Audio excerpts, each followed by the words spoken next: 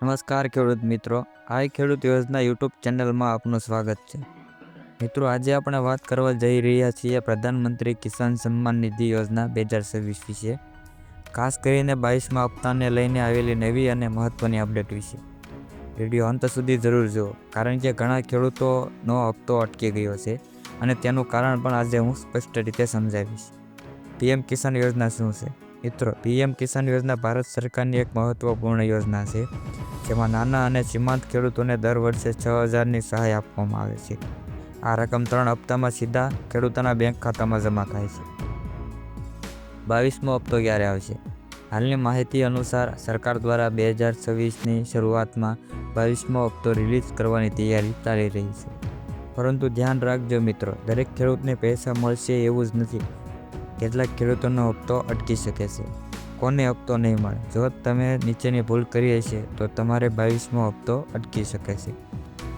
KYC પૂર્ણ ન હોય, આધાર અને બેંક ખાતું લિંક ન હોય, જમીન રેકોર્ડ્સ અપડેટ ન હોય, બેંક ખાતું અથવા ઇનએક્ટિવ હોય.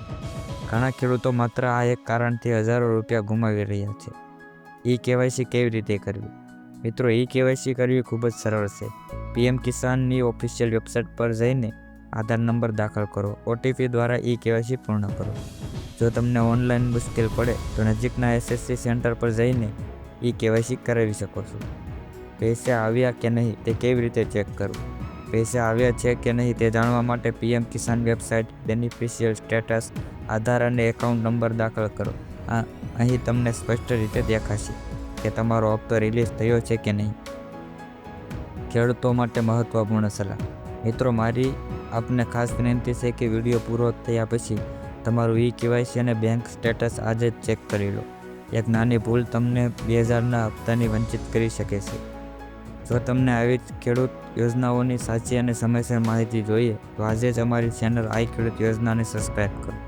વિડીયો ઉપયોગી લાગ્યો હોય તો લાઈક કરો અને અમારા વિડીયોને શેર કરવાનું ભૂલશો નહીં. ધન્યવાદ.